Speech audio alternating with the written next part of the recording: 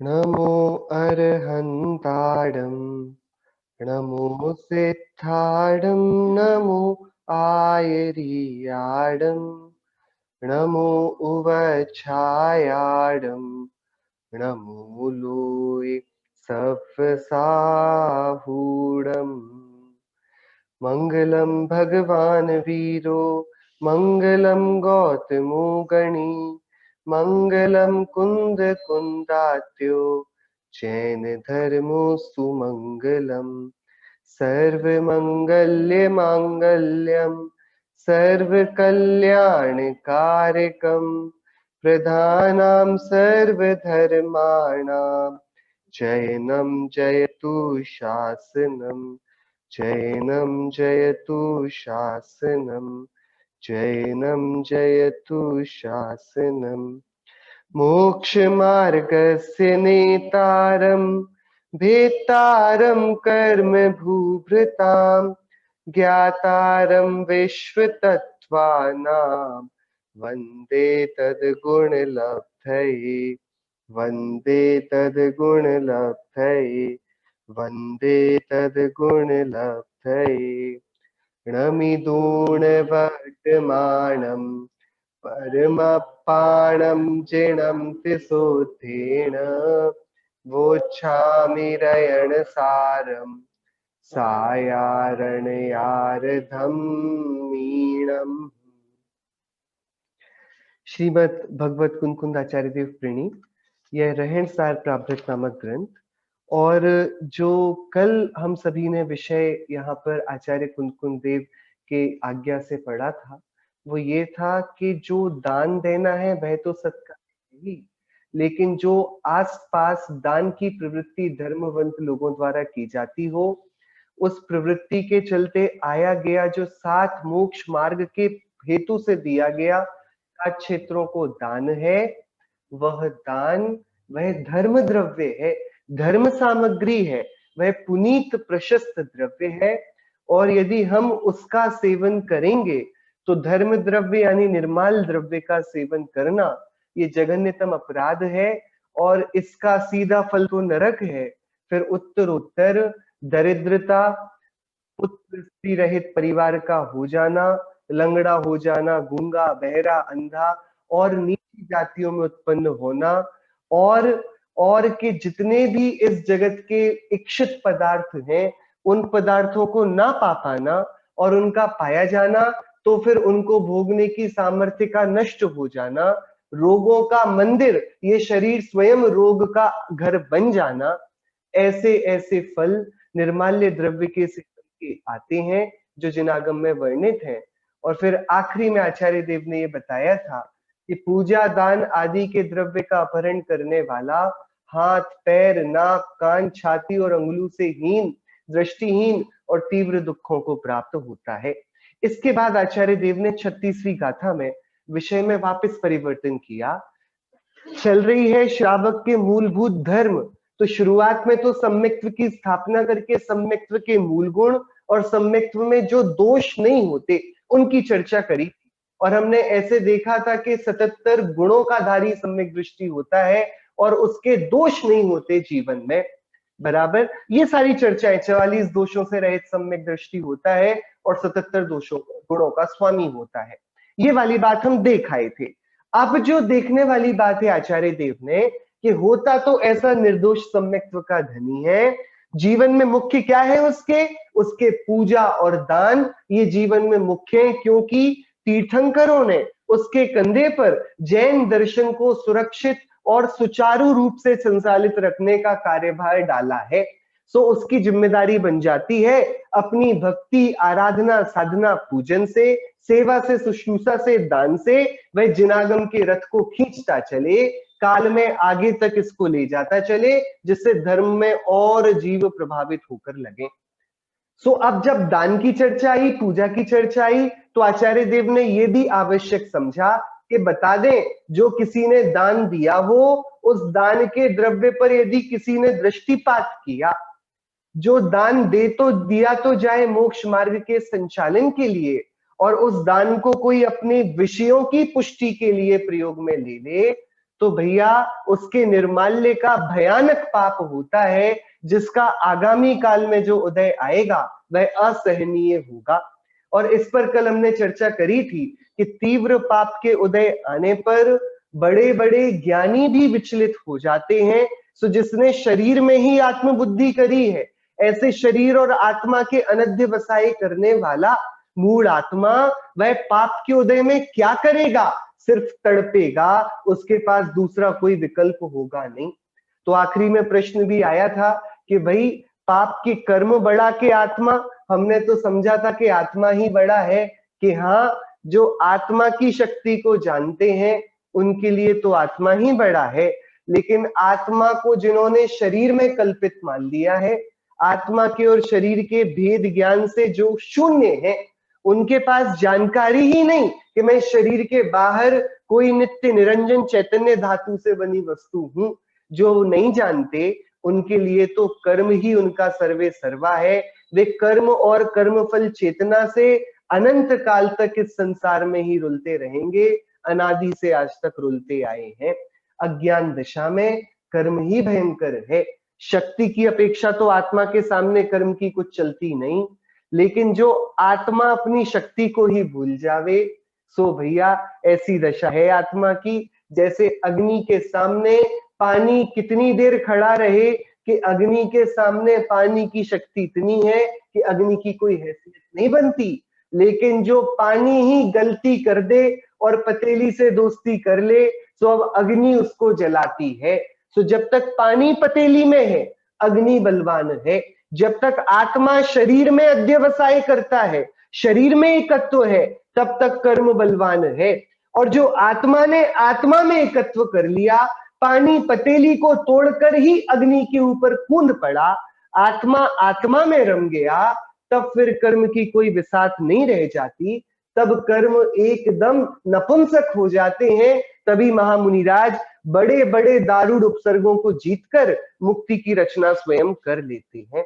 सो यहाँ तो अज्ञानी होगा ना जो निर्माल्य वस्तु का सेवन करेगा, सो उस अज्ञानी के तो बहुत प्रचुर मिथ्यात्व है, उसकी देह में आत्मबुद्धि प्रबल है, वो कर्म के सामने नहीं टिक पाएगा। आज वो थोड़ी इंद्रियों की अनुकूलता, थोड़ा उदय उसका अनुकूल है, थोड़ा सब कुछ सामग्री उसको उसकी इच्छा के हिसाब की मिल गई है, तो गर्भ में फूला नहीं समारा, उसको लगता है मैं सब देख लूंगा। जो एक बार कर्मोदय ने अपना सही रूप दिखाना शुरू किया, बहुत बहुत मुश्किल है कि वो थोड़ा भी उसके सामने टिक पाए।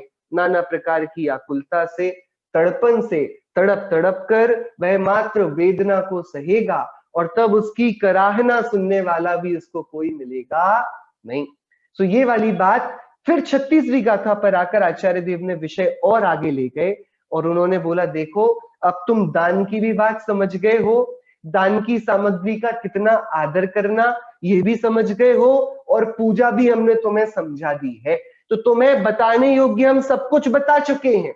अब जो समझने वाली बात है, तो तुमसे स्वयं ऐसी आराधना ना करते बने, और तुम्हारे सामने कोई ये आराधना करता हो, तो भाई तुम्हारी शक्ति ना हो ऊंचा दान देने की, लंबी पूजाएं करने की, सम्यक्त्व को साधने की, उपगूहन की, स्थितिकरण की, नेशंकित की, नेकांक्षित की, जीवों की दया पालने की, तुम्हारी इनकी शक्ति ना हो तो कोई बात नहीं, पर जो कोई दूसरे शक्ति का प्रयोग करते हो, आराधना में लगे हो, खबरदार तुम उनकी आराधना में विघ्न मत करना।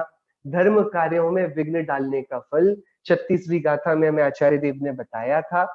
क्षय, कुष्ठ, मूल, शूल, लूता, मकड़ी का फरना, भगंदर, जलोदर, नेत्र रोग, सिर के रोग, शीतोष्ण से होने वाली सन्निपात आदि व्याधियां, ये सारे, इसमें दैहिक रोग भी आ गए, मानसिक रोग भी आ गए, ये सब पूजा दान आदि में अंतराय डालने के कर्म फल हैं।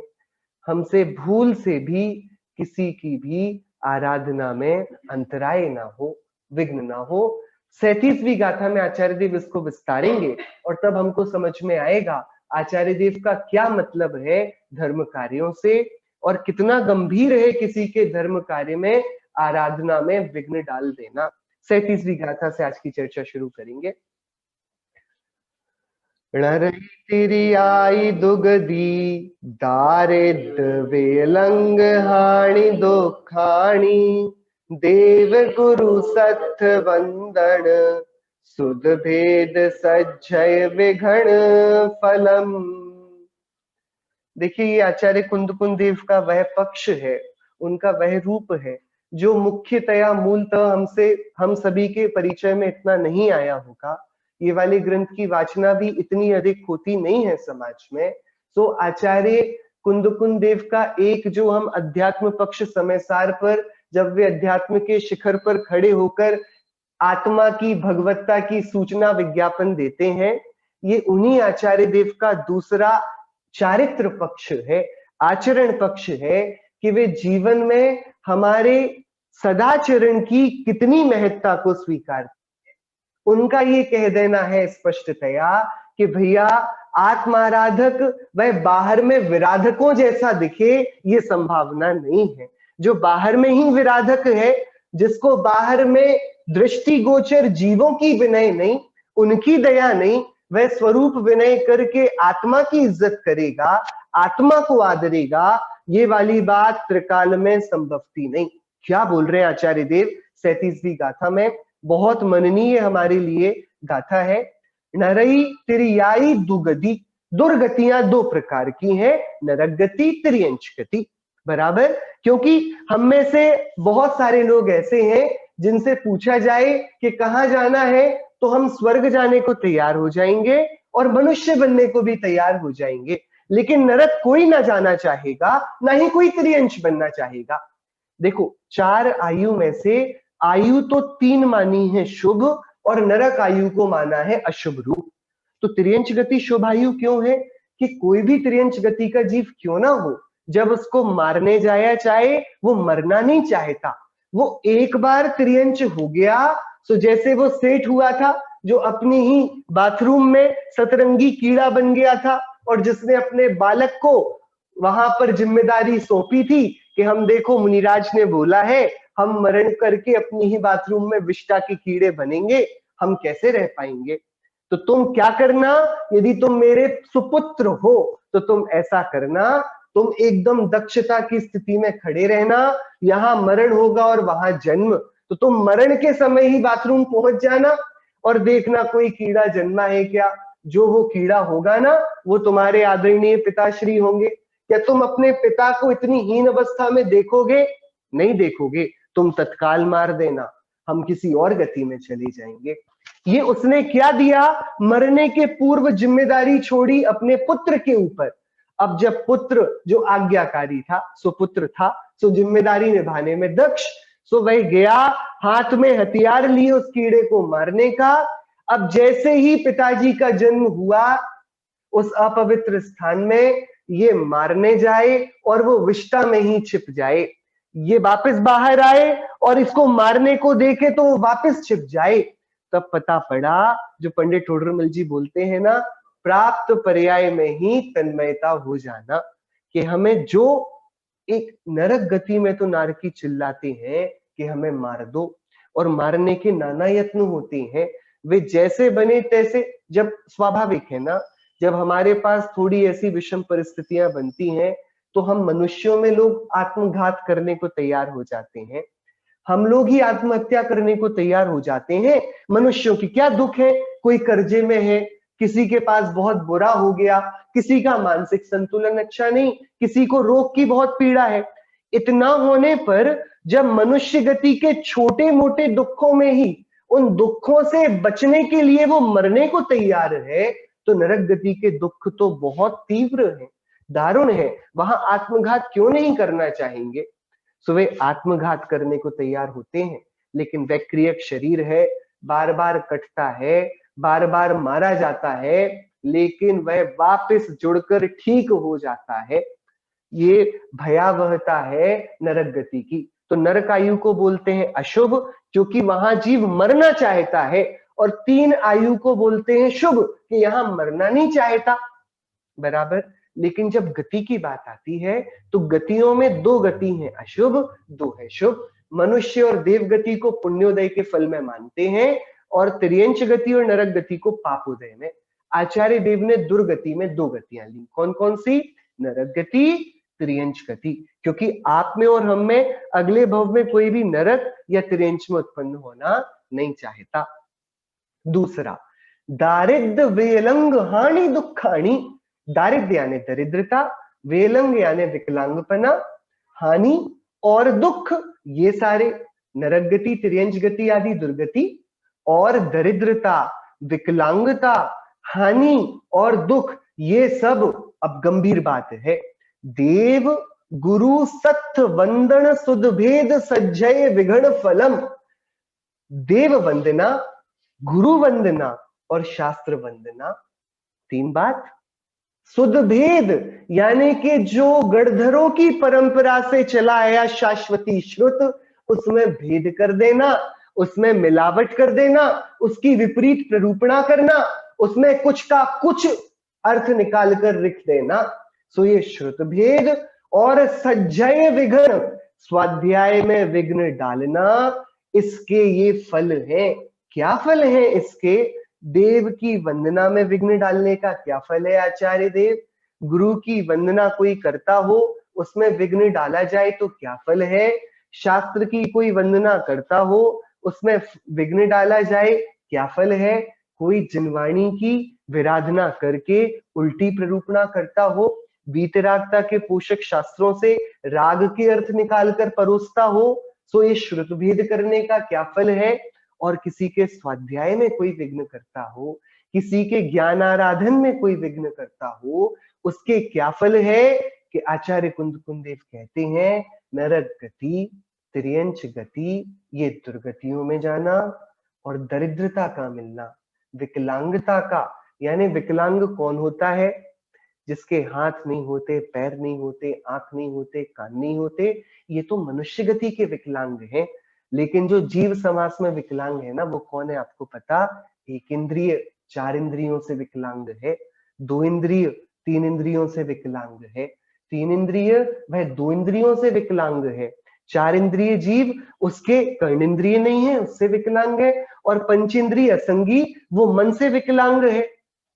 और फिर जो पंचेंद्रिय संगी है, किसी की आंख नहीं है, कान नहीं है, नाक नहीं है, हाथ पैर काम नहीं करते, पागल हो गया है, मन में विचार नहीं कर पाता, तो ये इतने प्रकार की विकलांगताएं, मतलब एक इंद्रिय स्थावर हो जाना, दो इंद्रिय वाला क्या इल्ली हो जाना, केचुआ हो जाना, तीन इंद्रिय की चींटी हो जाना, चार इंद्रिय का बिच्छू, मच्छर, भौरा हो जाना, पांच इंद्रिय की मछली हो जाना, सांप हो जाना, पक्षी हो जाना, सुअर हो जाना, गाय हो जाना, बैल हो जाना, नारकी हो जाना, त्रियंच हो जाना, और उनमें भी फिर अंधा मानुष बन जाना, बहरा मानुष बन जाना, बिल्कुल उठ ना पाए, चल ना पाए, ऐसा विकलांग मानुष बन जाना, ये सारे किसके फल हैं? ये सब कोई अपनी आराधना में लगा हो, उसकी आराधना में विघ्न करने के फल हैं। देखिए, हमें ऐसा लगता होगा हम किसी को विघ्न नहीं करते, लेकिन कई बार हमारा अभिप्राय ना हो, लेकिन हमारी देह वृत्तियां अथवा वचन वृत्तियां ऐसी हो जाती हैं, मन में तो कुछ नहीं हो हमारे, लेकिन देह वृत्ति या वचन वृत्ति से हम कई बार किसी की आराधना में विघ्न डाल देते हैं। बराबर, इसके छोटे छोटे रूप हैं। हम मंदिर में पूजन करते हो और हम बहुत तेज शब्दों में करें, जबकि पीछे कोई अपनी पूजन करता हो, तो उसकी पूजन में विघ्न वो जानता है। ये बड़े ऊपे मोटे मोटे रूप में आपको बता रहा हूं, बाकी हम सभी इनका विचार जितना करें उतना समझ जाएंगे। जिन देव के सामने ना तो अति तीव्र आवाज ज्यादा तेज नहीं बोली जाती, ना बहुत मंद, मन में भी नहीं बोला जाता, वचन का प्रयोग किया जाता है, क्योंकि हम नमस्कार तीनों योगों से करते हैं ना। आप मन में पढ़कर नमोकार मंत्र मंदिर से घर आ गए, तो आपने बोल तो दिया भगवान तीनों योगों से नमस्कार करता हूं, वचन योग को तो आपने अवसर ही नहीं दिया। तो भगवान के सामने, इसको ज्ञानानंद शाफकाचार में लिखा ब्रह्मचारी रायमल जी ने, क्या कि भगवान के सामने ना तो बहुत दूर खड़े होकर, ना बहुत पास खड़े होकर, सीधे तो खड़े होना ही नहीं, किसी के सामने सीधे आंखों में आंखें डालना तो ये उद्दंडता है ना, बहुत विनय से एक तरफ खड़े होकर, दाईं ओर बाईं ओर अलग अलग विधान है उसके, स्त्री पुरुषों की अपेक्षा जो विद्वान लोग बताते हैं, ऐसे ना तो बहुत करीब ना बहुत दूर, हाथ जोड़कर तीनों योगों से, ना तो बहुत तेज स्वरों में ना बहुत धीरे स्वरों में भगवान की भक्ति, स्तुति, वंदना, पूजन करनी चाहिए। सो ऐसा कि बहुत तेज बोलेंगे तो दूसरों को विघ्न होगा, और बहुत धीरे बोलेंगे तो हमारा मन कुछ और सोचेगा, कुछ और देखने लगेगा, सो हमारा उपयोग स्थिर ना होगा। सो इन सब का ख्याल रखकर भगवान की विनय की जाती है। तो हमारी कोई भी ऐसी वृत्ति, कोई दर्शन कर रहा हो, हम उसके आगे जाकर दर्शन करने लगे, उसको अब भगवान का चेहरा ना दिखे, ये वैसे हमारा मन तो नहीं था, ये हम करना भी नहीं चाहते थे, ऐसा कुछ हो गया तो हो गया, तो इतनी जागृति हमारे रहनी चाहिए। ये सारे मोटे मोटे रूप हैं, क्योंकि हम बड़ी विराधना तो करते नहीं, बाकी इतिहास में तो कैसी विराधनाएं हुई, क्या कहें हम। जहां भूमि खोदी जाती है, खंडित जैन प्रतिमाएं निकल आती हैं, चाहे वो साउथ इंडिया में खोदो, मध्य प्रदेश में खोदो, उत्तर प्रदेश में खोदो, अयोध्या में खोदो, ऊपर दिल्ली के आसपास खोदो, और बाहर के देशों में खोदो, जहां पर खुदाई होती है, पाकिस्तान में खुदाई होती है, वहां कहीं भी होती है, हमारे भगवानों की प्रतिमाएं खंडित अवस्था में बनती हैं। कि भाई धर्म का ऐसा नशा भी कभी जीवों को चढ़ जाता है, पक्ष व्यामोह का, कि वे दूसरों के भगवान के आदर नहीं कर पाते, और पक्ष की क्रांति, एकांतपना हो जाना, ये अन्य धर्मियों के लिए बड़ा आपत्ति वाला बन जाता है। एक धर्म वाले जब अपने भगवान की भगवत्ता को इतना ऊंचा मान लेते हैं कि दूसरे जीवों की श्रद्धा की कीमत नहीं रखते, तब विप्लव होता है, युद्ध होते हैं, हमारे मंदिर बनते हैं, उनके मंदिर टूटते हैं। ये वाला कार्य जैन आचार्यों को इष्ट नहीं। हमारे यहाँ तो भैया स्यादवाद विद्या है, अनेकांत शासन है, यहाँ तोड़ने की कोई बात नहीं है, जोड़ने की बात है। तो जैनियों ने कभी किसी मंदिर पर आक्रमण तो किया नहीं। देखिए, हमारे यहाँ ग्रहित मिथ्यात्व का जितना स्पष्ट वर्णन है और जैसे मतों का खंडन किया गया है पुराने शास्त्रों में, इतना स्पष्टतया शायद अन्यों ने विचार ना किया हो, लेकिन इतना लंबा हमारा इतिहास है, कभी भी कोई मुनिराज ने किसी मंदिर को तोड़ने का नेतृत्व नहीं किया। हमारे मंदिर छीन लिए गए तो भी हम शांति में रहे, जब हमारे पास थोड़ी शक्ति भी आई, हमने उसको बल से मंदिर को हथियाने की कोशिश नहीं करी, क्योंकि हमको पता था ये सब तो शांति की प्रतिमूर्ति है ना भगवान की। हमारी श्रद्धा हमको क्रोधी बनाए, वो श्रद्धा सम्यक कैसे होगी। और हमारे भगवान वे तो हमारे श्रद्धांश से है ना, सो हम नई मूर्ति में नई प्रतिष्ठा करके उनकी स्थापना कर पाएंगे, लेकिन हमें उन पर दया आती है, करुणा आती है, जो अपने पक्ष का अतिक्रांत कर इन भगवान के ऊपर उपसर्ग करके, प्रतिमाओं को खंडित करके न जाने किस जाति के पापों को बांधती हैं। अभी अभी बीच बीच में कैसे कैसे भी, अभी ये तो अभी अभी की बात है, जिन प्रतिमाओं के लिए कैसे कैसे शब्द प्रयोग तो होने लगे। कोई बोल देता है कि भैया वो प्रतिमा नहीं, वो स्टैच्यू है, वो उन मंदिरों में दर्शन नहीं करने जाना चाहिए, ऐसा नहीं करना चाहिए, वैसा नहीं करना चाहिए। ये सारी बातें जो है ना, ये आचार्य कुंद देव की इस गाथा से समझने जैसी है। हम किसी को जिनेन्द्र देव के दर्शन से रोकें विपरीत अपने ही कुछ स्वार्थ की सिद्धि के लिए, तो ये इष्ट नहीं होगा। हम आगम को ही तोड़ मरोड़ कर जैनियों को ही जैनियों के विमुख खड़ा कर दें, स्वाध्याय ना करने दें। कितना कितना मतलब उसके तो वीडियोस हैं, लालचंद भाई के स्वाध्याय के वीडियो हैं, तो यहाँ बीना में, सागर में, कटनी में स्वाध्यायों को, मतलब जैन समाज के लोग जो स्वाध्याय करने लगे समय सार मोक्ष प्रकाश मार्ग प्रकाशक ग्रंथों के, तो दूसरे जैनी भाई, साधर्मी भाई, जो अपने मंदिरों में एक ही सरोवर से सूरज, शेर और गाय को साथ पानी पीना सिखाते हैं, मंदिरों में बड़े बड़े 6 लेश्याओं के और संसार दर्शनों के चित्र लगाते हैं और अच्छा बड़ा लिख देते हैं हिंसा परमो धर्मा, वे जैनी भाई दूसरे भाइयों को स्वाध्याय करता देखते थे तो जिनवाणियों को, माता को निर्दयता से निकालकर फेंक देते थे, हाथापाई करते थे। ये सब इसके जो आचार्य कुंद देव को कहने का काम है, वो ये काम है कि भैया इन सब के फल में हम कहाँ जाएंगे, क्या करेंगे। मान लें हमारे यहाँ तो पद्मनंदी पंचविंशतिका में पद्मनंदी आचार्य ने दान की जब चर्चा करी, उन्होंने बोला कोई चावल के दाने के आकार में भी प्रतिमा को उकेर कर उतने से ही मंदिर में स्थापित कराए तो उसका पुण्य कोई अद्भुत है।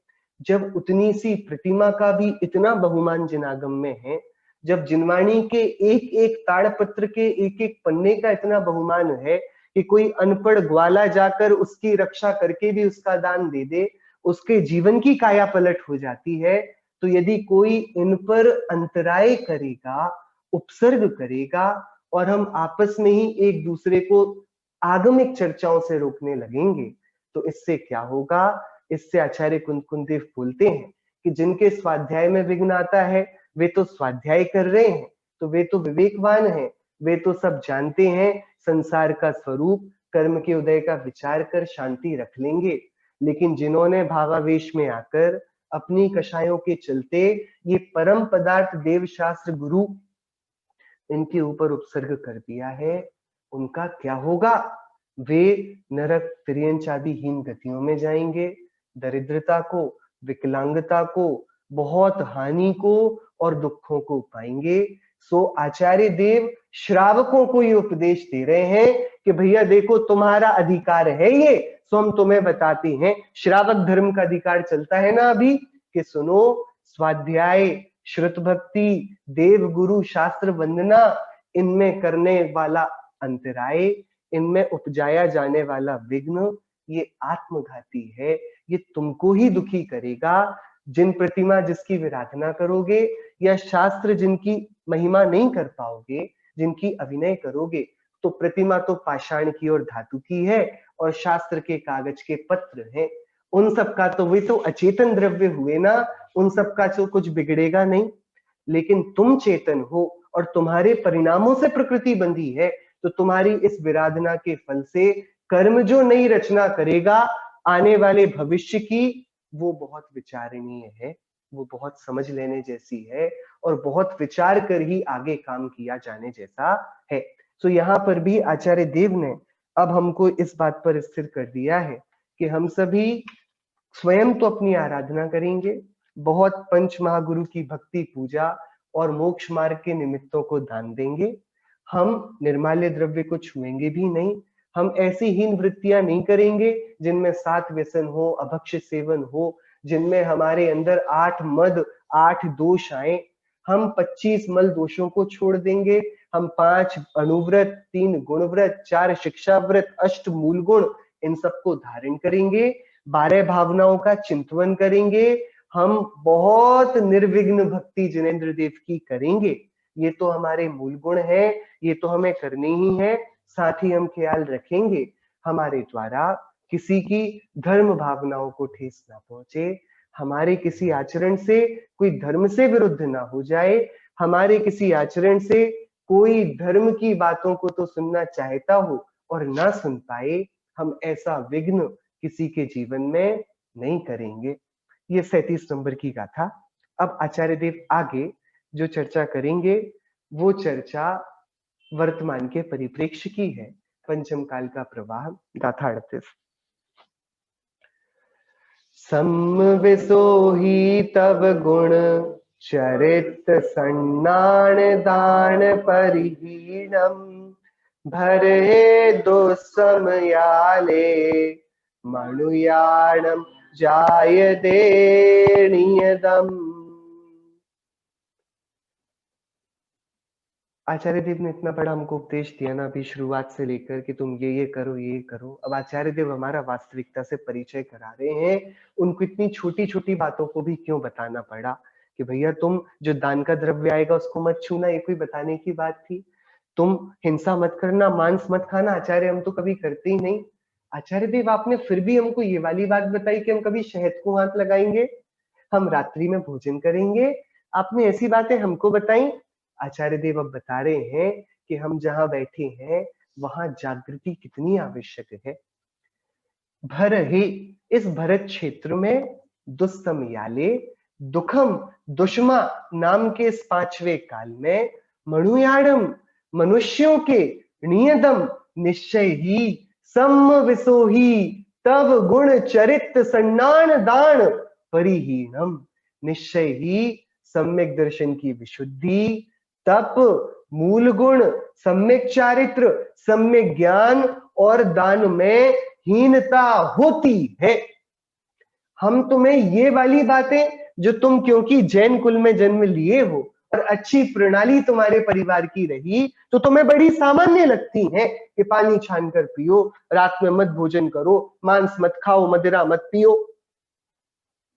निर्माल्य द्रव्य का सेवन मत करो। ये बातें तुम्हें तो बड़ी सामान्य लगती हैं। हम क्यों बताते हैं? तुम ये समझो, इस काल में तुम एक काजल की कोठरी में बैठे हो, तुम रहे होगे बहुत साफ सुथरे कपड़े पहनने वाले अपने घर में, पर जो तुम इस पंचम काल में आए हो ना, और जो बाहर निकलोगे, यहाँ ये वाली बात जानो, यहाँ पर बढ़ता हुआ धर्म का पुरुषार्थ किन्हीं किंचित दुर्लभ बहुत कम जीवों के पाया जाता है।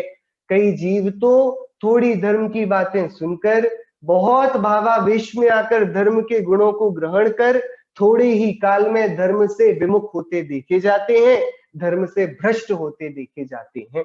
कारण क्या है? काल की हवा ही ऐसी है।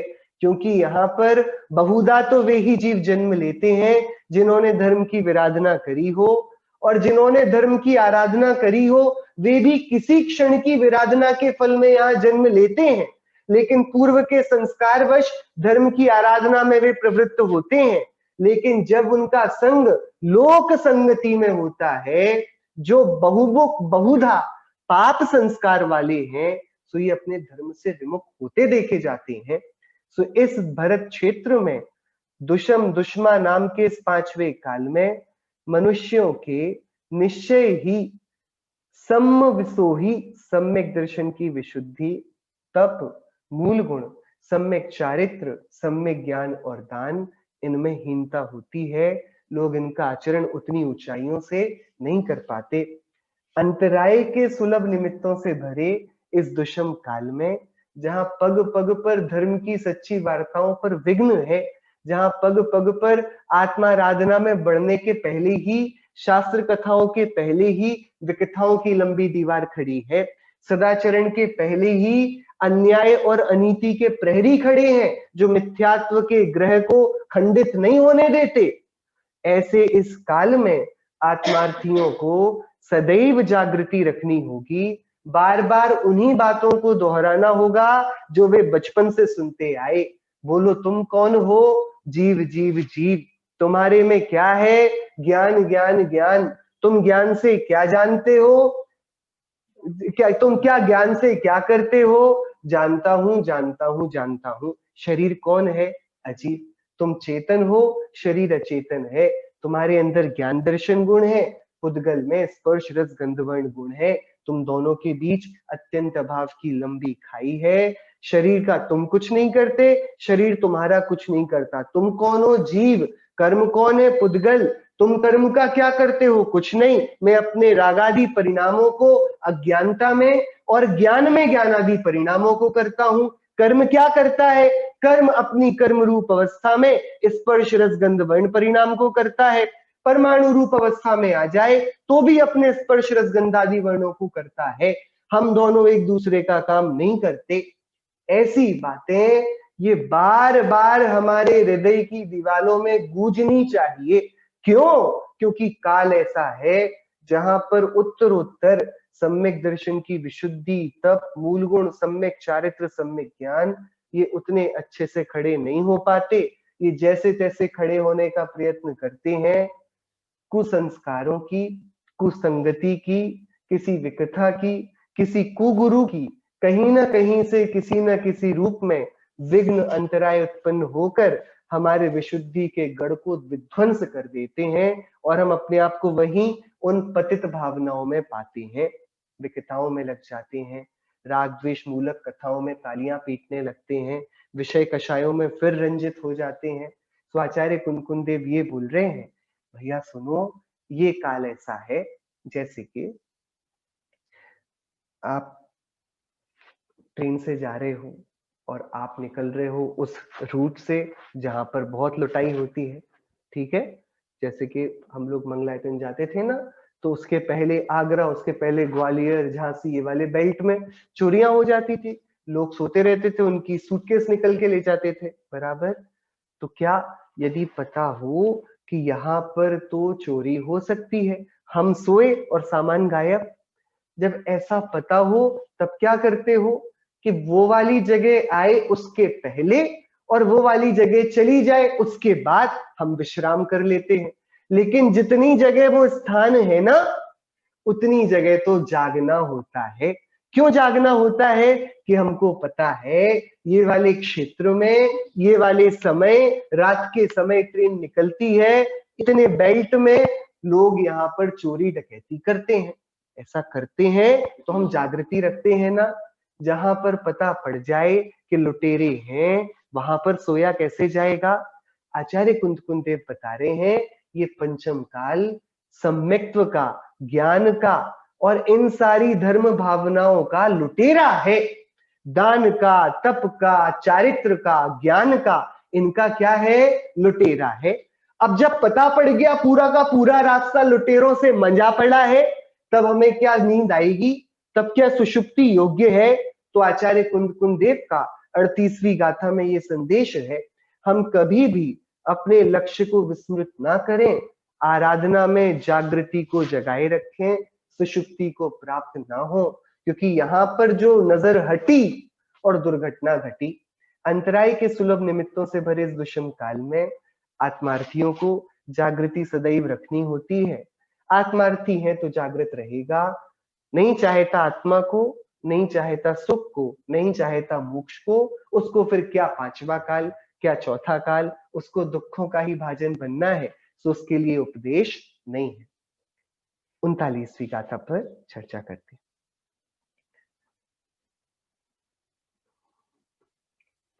नहीं दानम नहीं पूया, नहीं शीलम नहीं गुणम न चारेतम, जे जैना भणि दाते रैया होंति कुमाणुसा तिरिया। गाहड़ी नामक ये गाथा है, गाथा नंबर 37, और इस पर 39 नंबर की गाथा है जो यहाँ पर गलत अंक आ गया है, 36 लिख दिया गया है। यहाँ आचार्य देव बता रहे हैं, पूर्व में बात करी ना, इस पंचम काल में ये सारे उत्तरोत्तर गुण कैसे होते हैं? हीनता को प्राप्त हैं।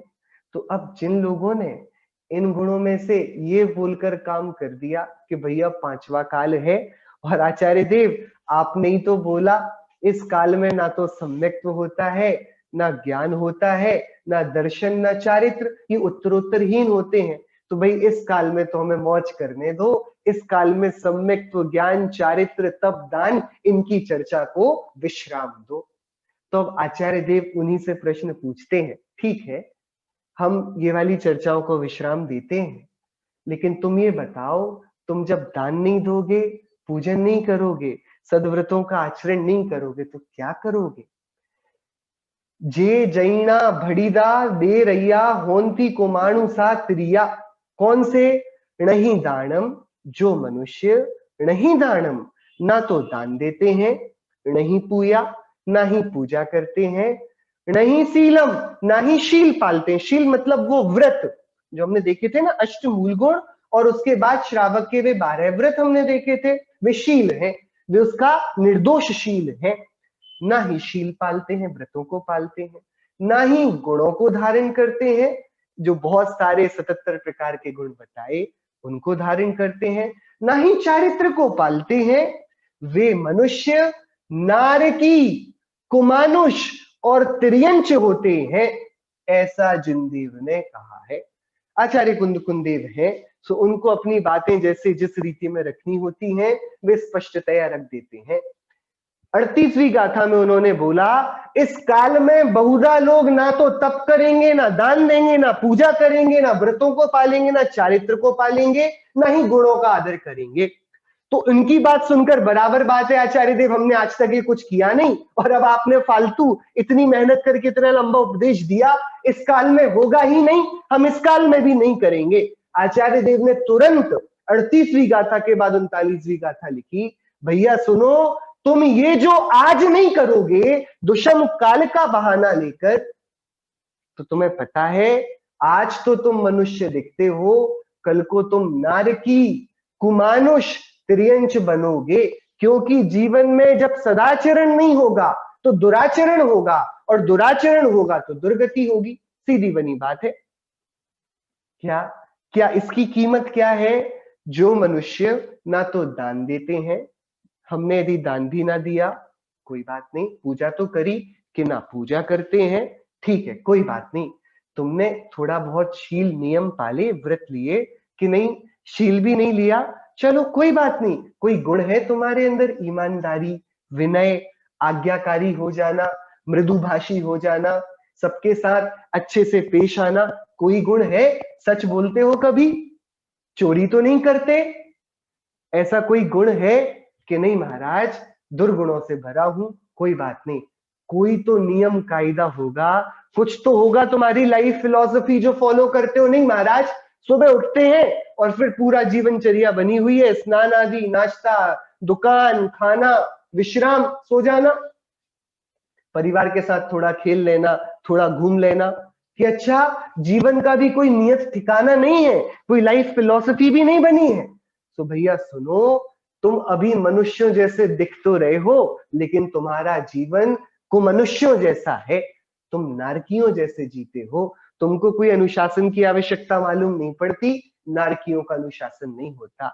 तुमको कोई जीवन में सदाचरण की आवश्यकता मालूम नहीं पड़ती, को मानुषों का कोई सदाचरण नहीं होता।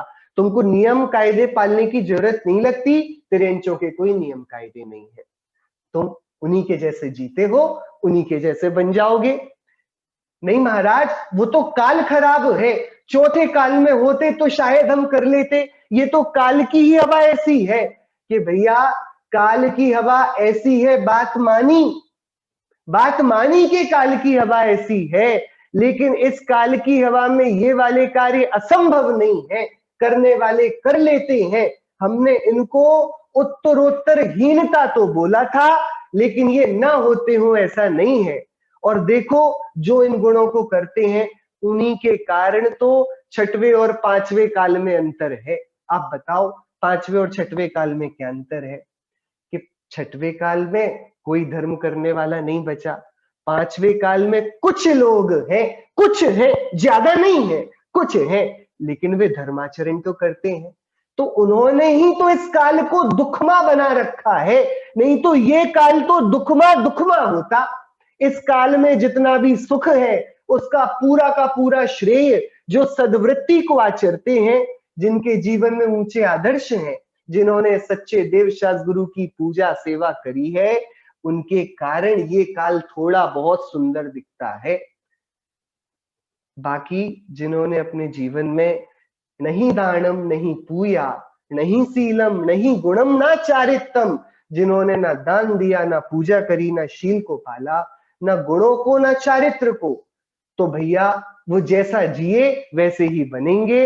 वो बिना अंकुशहीन जीवन को जिए हैं ना, वे निरंकुश नारकत्व में, कुमानुषत्व में और त्रियक गति में पहुंचेंगे। यहाँ एक प्रश्न आया है, क्या सम्यक दर्शन इस काल में नहीं होता? नहीं भाई, सम्यक दर्शन क्या, यहाँ पर ये लिखा, अपन 37-38वीं गाथा को पढ़ें, यहाँ आचार्य देव ये बोल रहे हैं इस काल में उत्तरोत्तर, उत्तरोत्तर मतलब कोई यदि विशुद्धि से पाए जाने वाले महामुनिराज 2500 वर्ष पूर्व होते थे, तो 500 वर्ष बाद अंग पूर्व का ज्ञान चला गया। फिर उसके 2000 वर्ष बाद आज हम यहाँ बैठे हैं जहां पर ज्ञानियों का मिलना दुर्लभ हो गया है। तो उत्तरोत्तर ज्ञान की आराधना, चारित्र की सेवा इस काल में हीन होती दिखाई दे रही है, जो आगे जाते जाते और हीन होती जाए, लोगों की विषयों में और वृत्ति बढ़ती जाए, ऐसी संभावना है। लेकिन 39वीं गाथा में आचार्य देव ने बोला, इसका ये अर्थ नहीं कि इस काल में धर्म आदि की भावनाएं नहीं कही जा सकती, सम्यक दर्शन नहीं किया जा सकता, सम्यक चारित्र नहीं किया जा सकता। इस काल में न सिर्फ सम्यक दर्शन अपितु मुनि दशा भी होती है। शुक्ल ध्यान नहीं होता, लेकिन धर्म ध्यान होता है। श्रेणियों को नहीं चढ़ सकते इस काल में, जो उपशम श्रेणी और छपक श्रेणी है ना, उनका आरोहण नहीं होता। लेकिन छठवें सातवें गुणस्थान का झूला झूलकर मुनिराज अतीन्द्रिय आनंद का रस भोगते हैं, आत्मा का अमृत पीते हैं। तो इस काल में धर्माचरण तो जितना किया जाए किया जा सकता है उसकी सीमा तक, लेकिन कोई काल का छलावा लेकर बोले कि इस काल में लोगों की पाप में वृत्ति अलग है और काल के कारण हमारे परिणाम धर्म में नहीं लगते, तो वो बहाना नहीं चलेगा। आचार्य देव बोल रहे हैं या तो तुम ये स्वीकार कर लोगे तुमको 84 लाख योनियों में नरक मानुष कुमानुषत्व और तिर्यंच गति के रास्ते घूमना है, अथवा तुम ईमानदारी से पूरी जागृति से उत्कृष्ट संयम का आचरण करो। यहाँ पर जो पूजा और दान है, यहाँ पर जो कुछ भी चर्चा है वह पूजा और दान है सम्यक दृष्टि की मुख्यता से।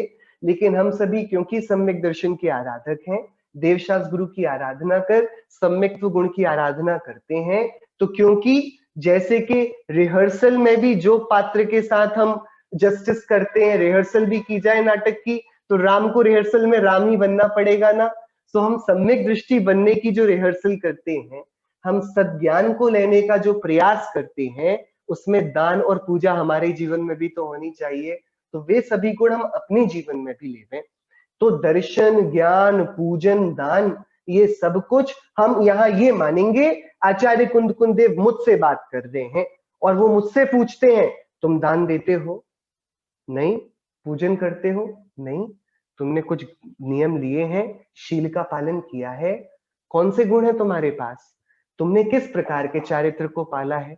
यदि ये सारी चेकलिस्ट पर हमारा आंसर नो है, आचार्य कुंद निराश होकर हमसे बोलेंगे खेद है, लेकिन तुम मनुष्यत्व को बरकरार नहीं रख पाओगे, मोक्ष मार्ग में आगे नहीं बढ़ोगे। तो महाराज क्या करूं? अरे पूछता क्या है?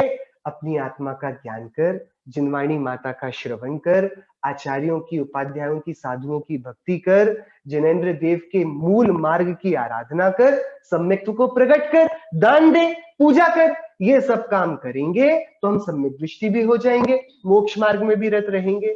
तो हम सम्यक दृष्टि मिथ्या दृष्टि का भेद भूल जाएं। हम अपने आप से पूछें, हमने 7 तत्वों के विचार में और जिनदेव के मार्ग के अभ्यास में कितना समय लगाया और कितना काम किया, और हम इस चेकलिस्ट को अपना यहाँ पर समझें। सो है सम्यक दृष्टियों के जीवन में ही पूजा और दान होगा, लेकिन मिथ्या दृष्टि जो सम्यक्त्व के सन्मुख जाने को हुआ है, वो भी तो ये सारे व्रतों को आदरेगा ना, सन्नीति को, न्याय को आदरेगा। उसकी यहाँ पर चर्चा है।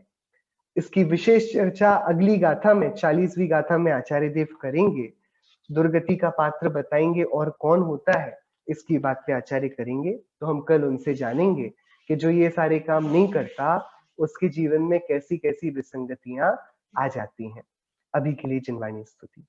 परम गुरु पर सत ज्ञान झरी, परम गुरु बर सत ज्ञान झरी, हर्ष हर्ष बहु गरज गरज के, मिथ्या तपन हरि, परम गुरु बर सत ज्ञान झरी, सरधा भूमि सो हावनि लागे, सरधा भूमि सो हावनि लागे, संशय बेल हरि, भवि जन मन सर वर भरि उमड़े,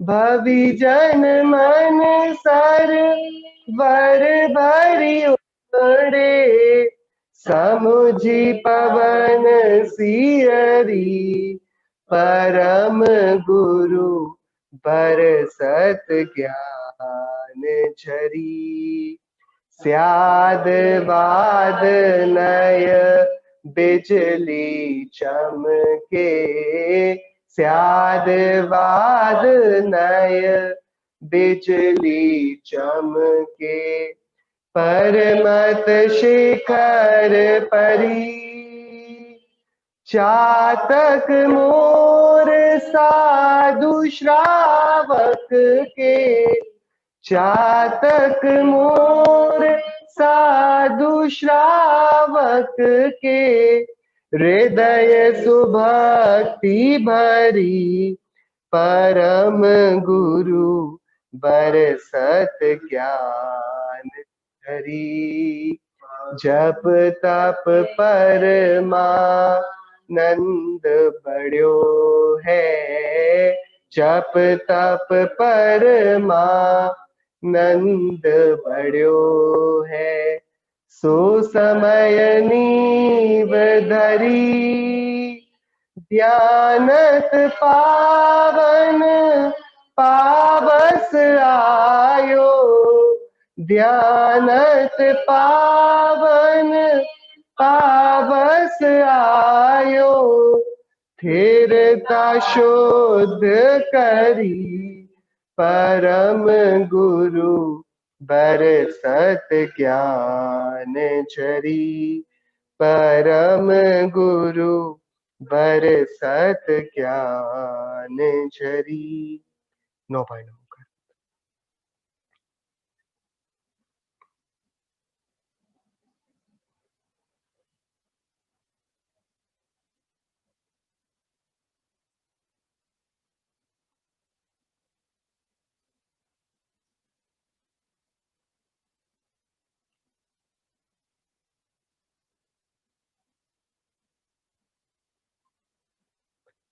बोले अंतर्मुख मुद्रावन सर्व जनेन्द्र भगवंतों की जय हो। द्वादशांग में जिनवाणी माता की जय हो। समस्त वीतरागी भावलिंगी महामुनि राजों की जय हो। अहिंसा में महान जैन शासन की जय हो। शासन नायक तीर्थंकर भगवान महावीर स्वामी की जय हो। श्रीमद् भगवत कुंकुंदाचार्य देव की जय हो। श्री रैणसार प्राभृत ग्रंथ की जय हो। जय जनेन्द्र।